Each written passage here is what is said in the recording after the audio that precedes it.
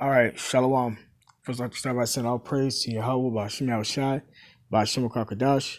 Double honors to the elders and apostles of the will, and salutations to the brothers that's doing the truth and sincerity. Now, this is a lesson on the whole Ahmaud Arbery, and Ahmaud sound like sound like he was a Muslim, you know. So, but that might be one of the reasons why he got his ass killed. But if anything, the Lord is passing out judgment like he said he was gonna be doing. So ain't no point in crying about this situation. This is just a normal. It should be a normal day, a normal thing. And on top of that, Jake them not rising up and doing nothing. No way. All they doing right now is protesting.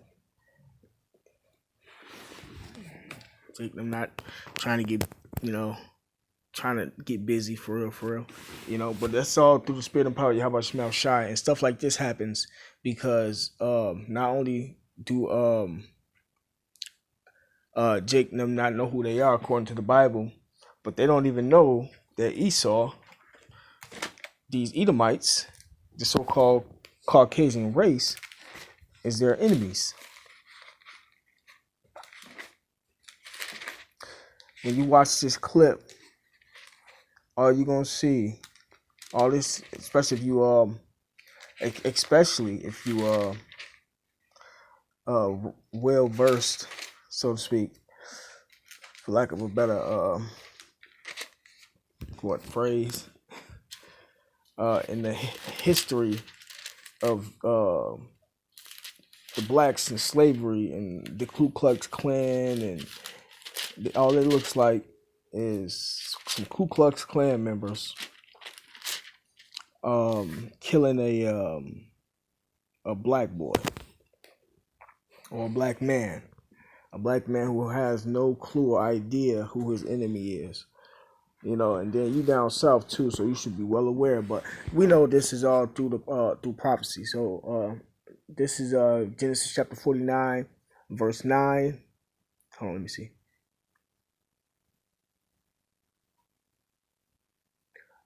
Verse 9, it says, Judah is a lion's whelp. From the prey, my son, thou art gone up. He stooped down, he couched as a lion. Right, man.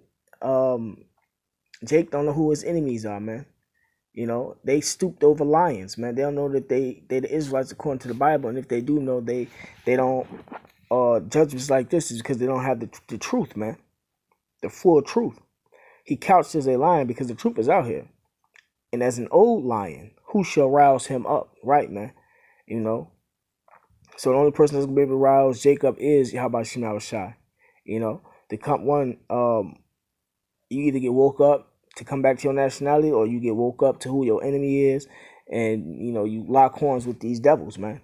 And this is a case of this man not knowing or knowing the truth and not even using what he knew as far as these white people being his enemy. But I'm gonna go ahead and play the clip. I want to turn now to some disturbing new video out of South Georgia, and we want to warn you in advance, it is graphic and may be difficult to watch. Take a look. This is 23-year-old Ahmaud Arbery. Police say that he was gunned down while out for a jog back in February. This week, new video surfaced of that shooting, and today the decision that a grand jury will review the case and decide if the two men should be tried for murder. ABC's Steve Osunsami joins us now with more. Steve? Lindsay, the video recorded on someone's cell phone is difficult to watch. It shows the moment in February when 25-year-old Ahmaud Arbery is killed.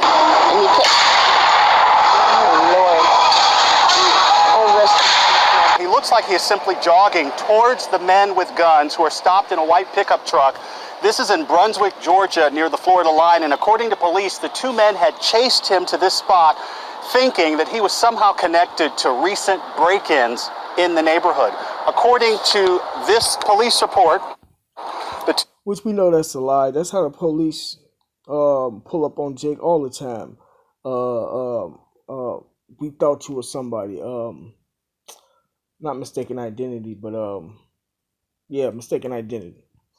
Two men are a father and son, the two men with guns, Gregory and Travis McMichael. The son is the one seen on camera shooting the young black man at least once at close range. And what has really hindered this investigation is the following fact. The father, seen in the video inside the truck, is a former investigator with the local district attorney. Because of this, the DA in the county where this happened had to send the case to another DA who also had a conflict of interest for the same reason. And now there's a third DA who is working this case. The father and son told police that they were making a citizen's arrest and that the 25-year-old fought back, which isn't clear in the video, and that he was shot and killed in an act of self-defense. But the young man was unarmed, and according to his family, he loved to jog and was out running just a few miles from his home.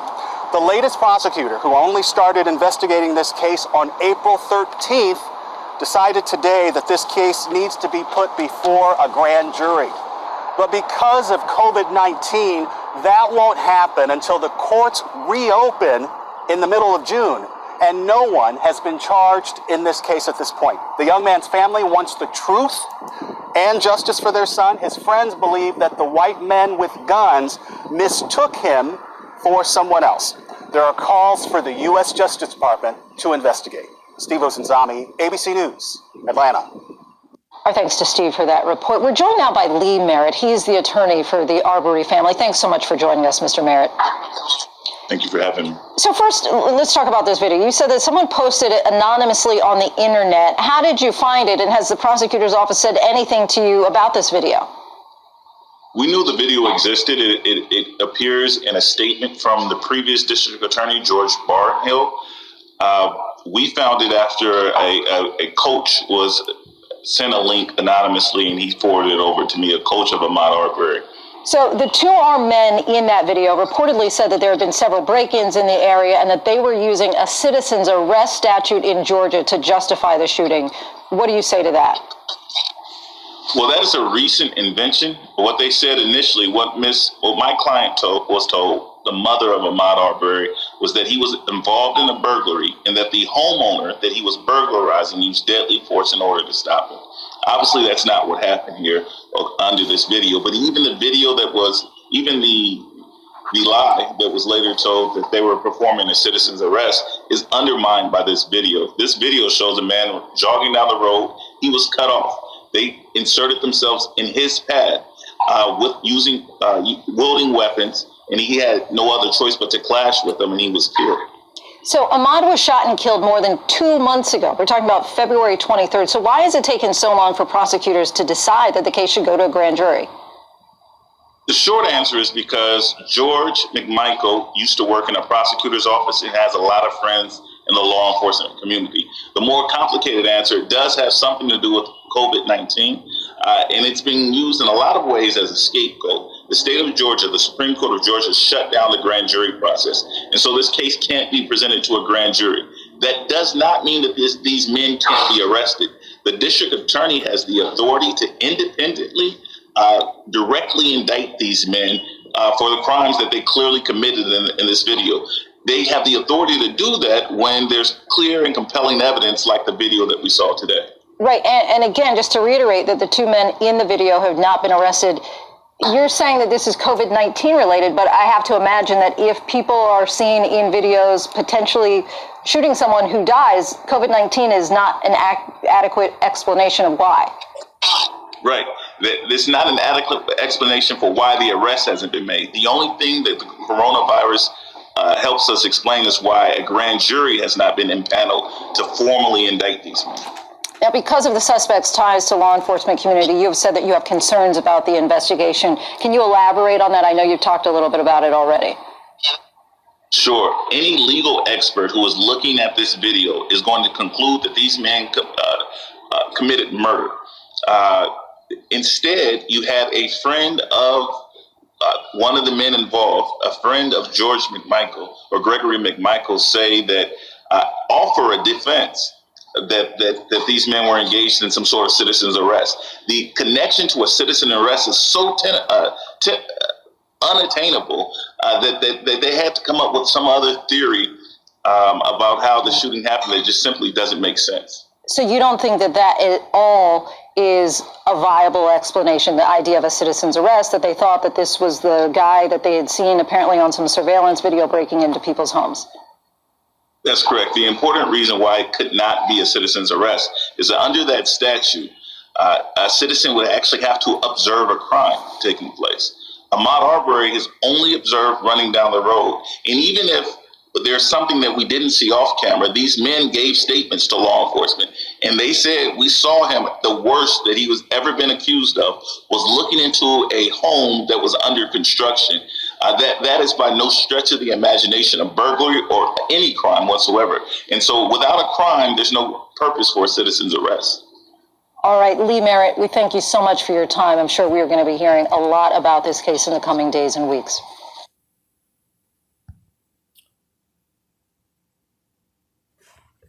All right, this is Genesis chapter 3, verse 15, because it goes back to the beginning. This is Genesis 3 and 15, and I will put enmity between thee and the woman, and between thy seed and her seed. Right. I'm going to start verse 14. Genesis chapter 3, verse 14. And the Lord said unto the serpent, in which the serpent came back into the flesh as Cain, then from Cain to Esau. Because thou hast done this, thou art cursed above all cattle and above every beast of the field. Upon thy belly shalt thou go, and dust shalt thou eat all the days of thy life. And I will put enmity between thee and the woman. That's what's the example right here. And between thy seed and her seed. Right, that hatred that's out there between Jacob and Esau. And a lot of Jakes don't even, aren't fully aware, that Esau is their enemy. But Esau has that spirit in him to be aware, more so than Jake, man. But that's a spiritual thing right there. And between thy seed and her seed, it shall bruise thy head, and thou shalt bruise his heel.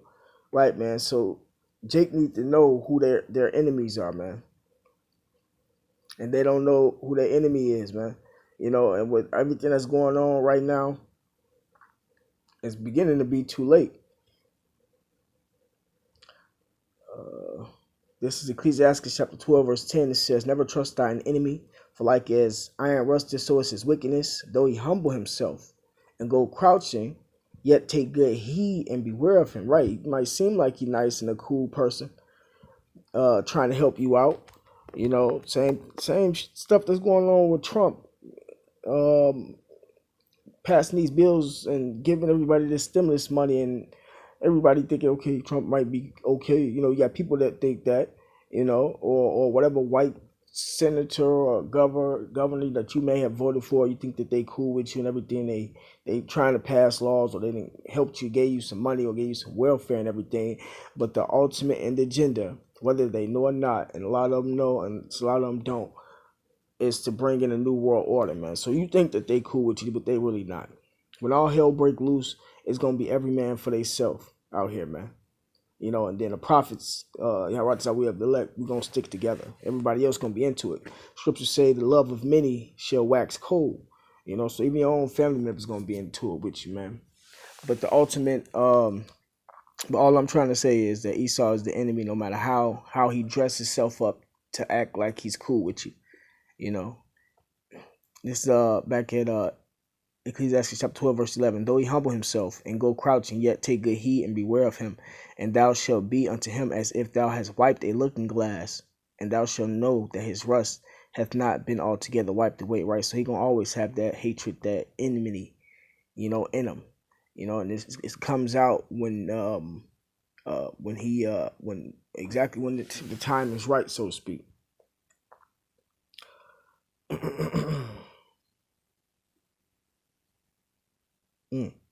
This is verse 12. Set him not by thee. Right, you can't trust these devils. Lest when he hath overthrown thee, he stand up in thy place. Neither let him sit at thy right hand, lest he seek to take thy seat. So that's all they doing, plotting and planning on how they gonna overthrow you, man. And thou at the last remember my words and be pricked therewith. Who will pity a charmer that is bitten with a serpent, or any such as come nigh wild beasts? So one that go to a sinner and is defiled with. Okay, yeah, I don't. Yeah, no, that's all good.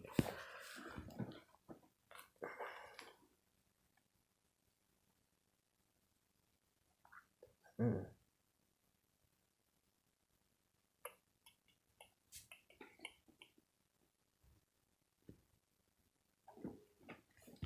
Okay, there's one more clip I want to play.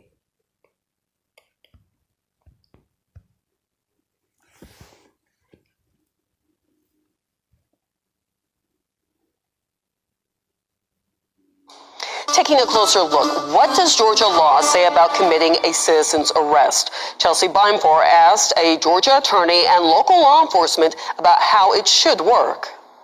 Well, usually after committing a crime, you end up behind bars at a place like the Bibb County Law Enforcement Center. Technically, someone other than a police officer can arrest you. Blue lights and handcuffs, the typical scene of a criminal arrest, but occasionally it's done by someone outside of law enforcement. It doesn't go to the point of that person putting handcuffs on them. It goes to the point of that person blocking their movement. That's Dublin Police Chief Tim Chapman explaining to 13 WMAZ in a previous interview how a citizen's arrest works. Under Georgia law, you can do this only if you've actually witnessed a crime. Think, for instance, of a purse snatching.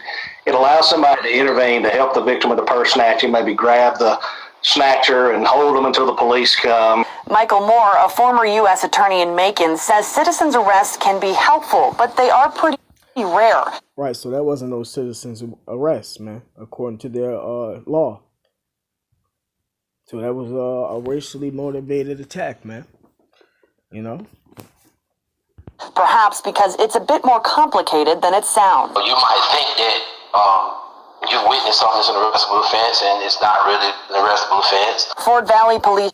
Right, these police officers are trained to identify and profile people when they're actually aggressive or running for something. You know, they got the extra knowledge needed to do right judgment, even though they don't be doing it all the time because a lot of them work with a lot of them. Edomites ultimately because they hate Jake because it's in their spirit naturally, but a lot of them up under the Ku Klux Klan, Confederates. So on and so forth, man. And these guys, obviously, you can look at it and tell that they was just on some other, but it's cool. They supposed to, because Jake and them is the reason why we still here. Jake and them holding us back. The Lord said if we all turn to him and pray that we was going to be delivered, man. And Jake and them don't want to be delivered. They want to be here in this captivity. That's why the Lord said that they are stooped over. They're couch lying. They are going up from the prey, man. Chief Lawrence Spurgeon made this Facebook post Wednesday night explaining the risk factors associated with the rule. I always tell people, are you really ready to absorb the possibility that if you're wrong, you'll be criminally responsible? Are you really ready to absorb the fact that if you're wrong, you'll be civilly responsible as well? Under Georgia code, Moore says a citizen can use force if they fear for their life, but they cannot create a confrontation themselves and then claim self-defense after harming someone, especially if they did not witness a crime take place. It does not allow us to create armed posses and roam the community looking for people who we think might have done something wrong. Chief Spurgeon says when possible, you should. KKK did that. KKK, the Ku Klux Klan, these racist Edomites, which they got every right to be racist. The Lord put that in their spirit. That's who they are. So, I'm not knocking that. It's in the scriptures. But that's what they do. That's exactly what they do. They go around, they look for people, whether or not innocent or guilty, and then kill them, hang them up, burn them, all of that, man. We in that time of all of this, all that being in effect, man, and it has already been in effect. It's just been coming out slowly but surely. Then it goes back in, everything calms down, and it's been coming out slowly but surely again. Just to get Jake and them roused up. Also, I don't know I don't know exactly what specific cities or states they protesting in, but it might be, they might have just violated the stay-at-home policy. You know, so Jake them don't care. Everything is still turning up like it's supposed to be through the spirit, man. Report wrongdoing to the police rather than take action into your own hands. Police officers are trained and equipped to handle situations that could turn violent. Reporting in Macon, Chelsea Bime, 13 WMAZ News. According to published reports on that Brunswick case, investigators found no evidence that Ahmaud Arbery committed a crime or that the shooting suspects witnessed any crime. All right. But, you know, Esau doing what he's supposed to do according to biblical prophecy, man. So Esau is in the right. This is Isaiah chapter 14, verse 21. It says, prepare slaughter for his children, for the iniquity of their fathers, that they do not rise, nor possess the land, nor fill the face of the world with cities, right? Esau is going to be paid back for the slavery that we had to go through, and we still in slavery right now today, you know. We're just not in physical shackles, but their children are going to have to pay for what they have done.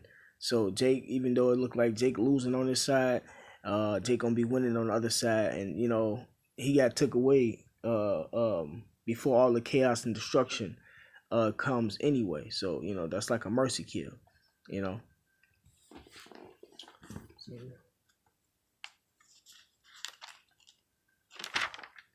Yeah, I'm gonna end it off at that. I didn't want to make this too long. Just a couple. Just had something to say. But that being said, all praise to you. How about Shema Shai? Bashima Kakadash, double honors to the elders and apostles that rule well, and salutations to the brothers that's doing truth and sincerity. Shalom. Shalakia.